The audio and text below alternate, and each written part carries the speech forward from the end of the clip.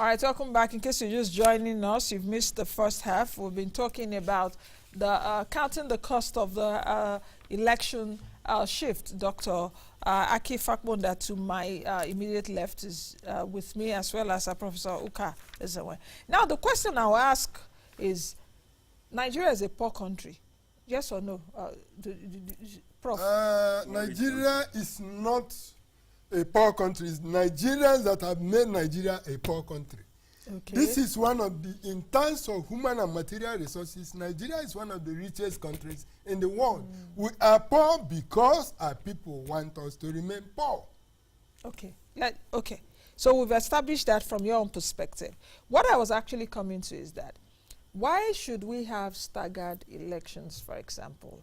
Bearing in mind that we do not have so much money, or we are wasting resources, let me put it that way. Why can't one day, like the 23rd of February now, be used for all the elections, President, NAS, that's National Assembly, governorship, and all of that? And we do everything in one day. So if someone is going to vote, you are voting for president, you are voting for, on the same day. I know the reason.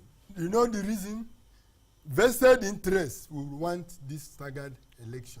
But people who wish Nigeria well will not ask for staggered election. Because staggered election will help them to do whatever they want to do. That's my own feeling. The issue actually, you know, there was a uproar last year about order of elections. It's taking that if presidential election is held first, results comes out, the rest is vanguard event. You understand me? So they're just trying to gamble, knowing that if you win the first ballot this Saturday now, Nigerians don't want to be in opposition. The next election, it will be all roll over. That's to mean the reason why. Because technically, computer-wise, even if you give me 2 ballots on Saturday, I can't have 4 ballot papers and thumbprint 4 times. And they want the results, but they want. They really want to trust the electorate to give results. Because for me, what I was also looking at is if, the way you have staggered elections, President and National Assembly on one day, governorship and state assembly on the other day, it's telling me about you are bearing costs twice. Oh. Of course. Isn't it? You are increasing your costs. You are increasing your costs. They don't care. Financial and even human costs, because you'll be sending people the same. Of course. AIT will send their or they keep them there for another 1 week or 2 weeks at a cost. So why can't we just reform and get things done? The answer is vested interest. It's vested interest. I've said it. They just want bandwagon effect. So it's gamble. Now, let's take a look at the social cost, which we talked about earlier. But I want us to put some perspective into it. A lot of people have planned their events for the 16th of February, or had premonition that 16th of February was going to be election, so they postponed their events to like the 23rd. Yes. A lot of weddings. Nice. So what happens? What happens at that instance? Who bears the cost of all of this? At the individual level, you bear the cost of your problems. Who is going to bear the cost? For example, if somebody had planned a wedding on this 16th, because of this, he it's taken off to 23rd, and you come to 23rd, this election. What are you going to apply to the federal government to pay you the extra expenses? Maybe you have paid deposit. Yes, you've done everything. You've done everything. You have to go and look for another date. Now, the second time, or if not the third time. In reality, it's the individual that suffers that, not the state. In reality, Nigerians don't care about cost. Although if you care about cost, if I'm INEC chairman and I got an assignment 4 years ago, 200 billion naira, and I don't deliver, there has to be a cost to me personally. I will not be riding my Jeep on the road today. I will not have Audley at my back today. I've lost my chance. It's when you have that penalty. That penalty is the real cost that we don't want to accept. Once you don't have penalty for failure, then there's no cost. But we're just going down. We are going down. Poverty, all of us are being reduced to dust. Because you plan to spend 20,000, you spend 40,000, your life is devalued. Poverty is multiplying. You plan to do something with one amount, you have to do 2 times. So we are Public developing. officers in They don't Nigeria care. don't publish for. They don't offenses. care. They don't Have care. you ever heard or seen a Nigerian minister resigning because he was accused? In other climes, in civilized societies, when you are accused and you find their integrity is at stake, you resign. The Minister of Finance resigned Right. just a few months ago. No. It was just pushed. It She just was fell. pushed. She just Which fell down. minister? She just fell Which down. one? Minister of Finance, Adeosun, the former Minister of Finance. Is that resigning? That one was pushed down. Okay, now let's take a look at the postponement. Do you think that it will affect voters' turnout? Yes and no. Yes, in the sense that, for example, before some people registered in their villages and are living in various different towns, and they have gone to the village on this 16th to vote, only to discover on getting to the village that the election has been postponed. Now, if they have spent quite some money, some went by air, others by road, others by other means, they spent quite some money going to the village. On coming back, it will be 50-50 whether they will go back again. And the chances are that not all those That who traveled went will will go back to vote again. So to that extent, it might. But there are people who are so resolute because they want to vote for a particular political party that even if they postpone it 20 times, they will still go to vote. So it is likely, on balance, it is likely to have some effect, but not seriously, I don't think. Doctor, do you think so? No, it should. All the elections, when there is no location, you have 600,000 people on the voters list, only 200,000 will vote under normal circumstances. With this location, as I said earlier on the school, many parents have taken their children who are going for election, they've traveled. Either they are stuck where they are now, or they return and they will not go back to vote again. But then the political class don't really want participation. They don't want people to participate. If the political class don't want participation, wouldn't it also affect their own bottom line? That's in terms of results. Well, you don't know. It depends on what they want to do. They can do mago and make it up. They want the few people at their party member. Election is for nationwide celebration. But party members who are on duty will always be on duty. They are polling agents. Yes. You understand me? They want to vote because they are the ones that will enjoy the booty of winning. You understand? But all of us who are Nigerians now, we couldn't care. Next 1 month or two now, they ride their jeeps. If you don't leave the road, they sweep you off the street. So those people will be the one left who must vote by all means. You understand me? We ordinary Nigerians don't have real say down just looking at them. Now, do you think that with this voter registration data that INEC released some time ago, just before the elections, still talking about voters apathy and voters turnout, do you think that Nigerians will be as resolute to vote this time despite this postponement, bearing in mind the category of voters that we have right now? We do know that in 2015, a lot of young people voted President Buhari in. Now, with the voters registration data, if we have that, we can put it on the screen. Students make up about 22.3 million people that have, got their voters PVC. Now, if we're taking a look at the larger age group numbers, the youth from ages 18 to 35, that's it on the screen.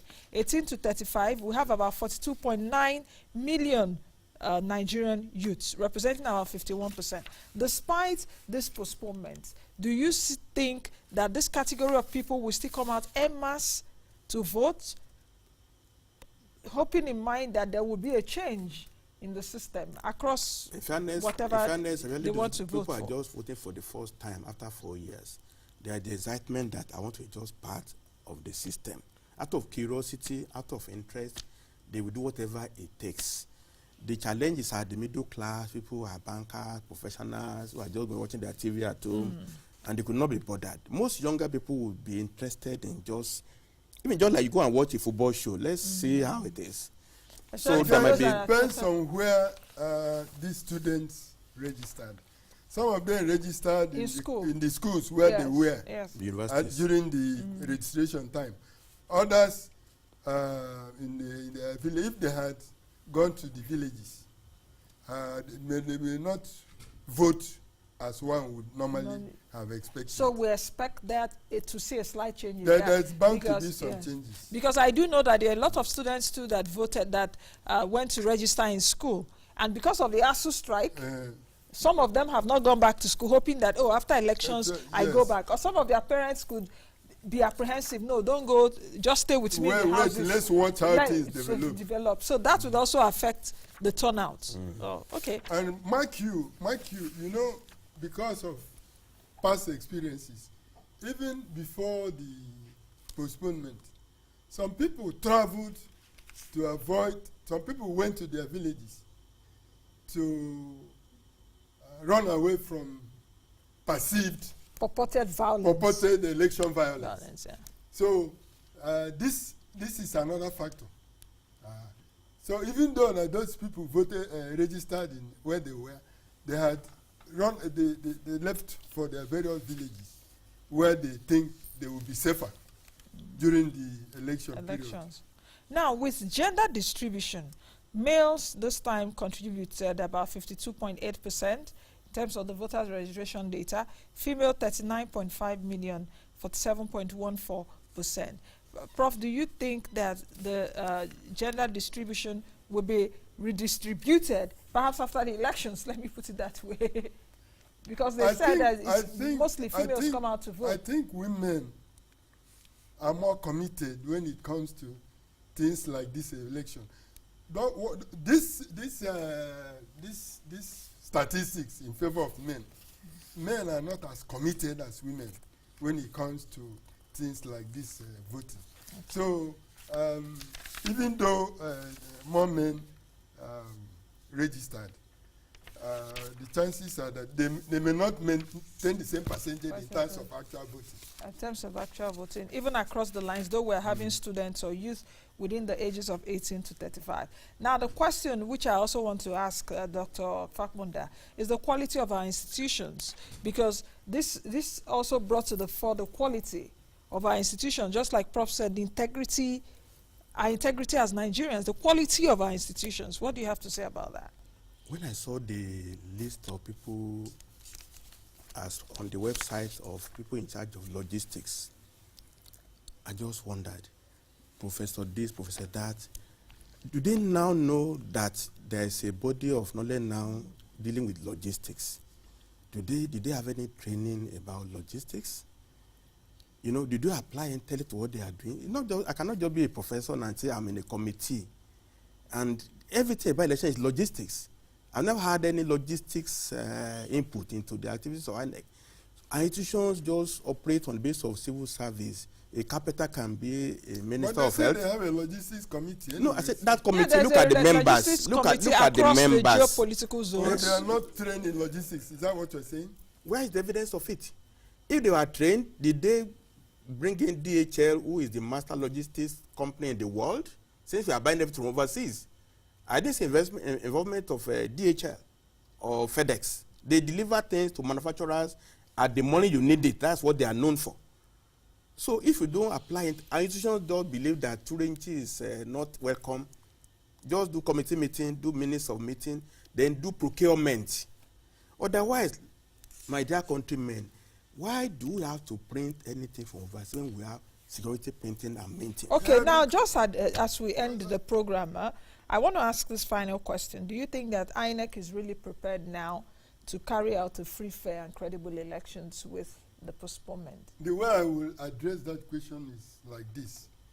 They have assured us that they are prepared, that they're ready to deliver on their mandate come February 23 and March 9. We have no option than to believe them until they prove otherwise. All right, Doctor? I believe any event is only good when you learn the right lesson. We have wobbled, we have fumbled. And they will fumble through. I mean, it's not what to do effortlessly is different from what to do. We have to learn lesson. The cost of governance, the nature of project management, and the way we mystify little things. What is card reader? POS terminal is just like card reader now. What's the big deal about it? What is PVC? PVC is just a plastic card. We make everything to appear so difficult in this our country, and they are so simple things. Can we just go to first principles? Even, look, 36 rallies, each one maybe 50 million each. For what purpose? Or to just have 1 or 2 word slogans and dance? Is it worth it? Can we run this country the way we are wobbling and fumbling beyond this, whatever happens next Saturday? I believe we can't. We need to start talking to ourselves. Something is missing in our DNA. We have to reconstitute it, absolutely. Perhaps one of our chromosomes missing as a Nigerian. Or as Nigeria as a nation. We have to restore it somehow. We have so to we find have it. to, we have to restore, because we're supposed to have like 46 chromosomes. There's no question about the fact that something is wrong somewhere. And something is wrong somewhere in this country. And we have to get at the root of it. Okay, I think that's the much we can take, and what a good way to land. Something is wrong somewhere, from 2 intellectuals across me here, from Professor Uka Ezenwe, who is an Emeritus Professor of Economics from the University of Abuja, as well as Dr. Akin Fapohunda, Executive Director of AFLON Digital Institute. They've been giving their own perspectives concerning the postponement. Let's, like they say, let's hope and pray. I don't always want to be saying it, because I feel that we have brains and we shouldn't disturb God for everything, because that's why he gave us brains. But many thanks for joining me on today's edition of the program, Prof and Doctor. Be the best you can be and be the change that you want to see. But I want to implore and appeal to Nigerians that this postponement shouldn't just affect our morale and shouldn't affect the way we feel about the forthcoming elections. Let's still go out there. It is our constitutional duty to vote for who or which party we think that can take us to the promised land.